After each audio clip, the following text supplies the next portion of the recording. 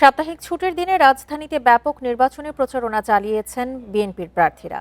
ঢাকা ১৩ আসনের প্রার্থী ববি হাজ্জাজ তাঁর প্রচারণার সময় নেতাকর্মীদের কোনো ধরনের উস্কানিতে পা না দেওয়ার আহ্বান জানান। এদিকে প্রতিদ্বন্দ্বী দলগুলো ভোটের পরিবেশ নষ্ট করছে বলে অভিযোগ করেছেন ঢাকা ৬ আসনের প্রার্থী ইশরাক হোসেন। ভোটের আর মাত্র ১৩ দিন বাকি, তাই সাপ্তাহিক ছুটির দিনে প্রচারণায় ব্যস্ত সময় পার করছেন বিএনপি প্রার্থীরা।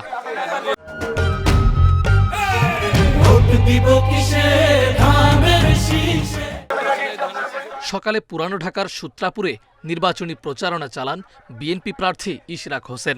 তিনি অভিযোগ করেন প্রতিদ্বন্দ্বী দলগুলো ভোটের পরিবেশ নষ্ট করছে। বলেন, যুগপৎ আন্দোলনে যারা একসাথে ছিল আগামী দিনেও তারা একসঙ্গে মাঠে থাকবেন।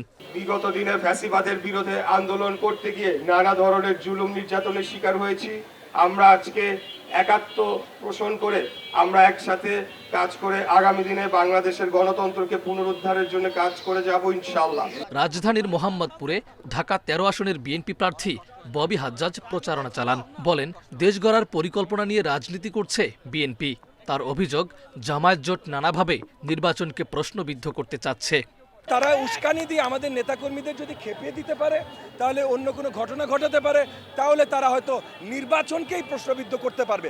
কারণ নির্বাচন হলে তারা হারবে, তো নির্বাচনকে প্রশ্নবিদ্ধ করতে পারলে হয়তো নির্বাচন থামিয়ে দেওয়া যাবে। আমরা এগুলো হতে দেব না, কোনো উস্কানিতে আমরা সাড়া দেব না। জনগণের জন্য কাজ করছি, জনগণের ভোটেই জয়যুক্ত হয়ে আসব। এদিকে ঢাকা ৯ আসনকে আধুনিকভাবে গড়ে তোলার প্রতিশ্রুতি বিএনপি প্রার্থী হাবিবুর রশিদ হাবিবের। এই এলাকার মানুষের যে সমস্যাগুলি, সেগুলি আমি মনে করি আমার নিজেরও সমস্যা।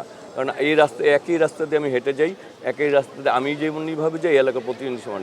আমি তো তাদেরই তাদের দুঃখগুলি আমার দুঃখ, আমার দুঃখগুলো তাদের দুঃখ। একই দুঃখে আমরা নাগরিক সুবিধা থেকে বঞ্চিত, শুধু সেই সুবিধাগুলি বাস্তবায়ন করাই হচ্ছে আমার মূল লক্ষ্য। আগামী ১০ ফেব্রুয়ারি পর্যন্ত প্রচারণার সুযোগ পাবেন সংসদ নির্বাচনের প্রার্থীরা। মাহফুজুর রহমান মিলন, ইন্ডিপেন্ডেন্ট নিউজ, ঢাকা।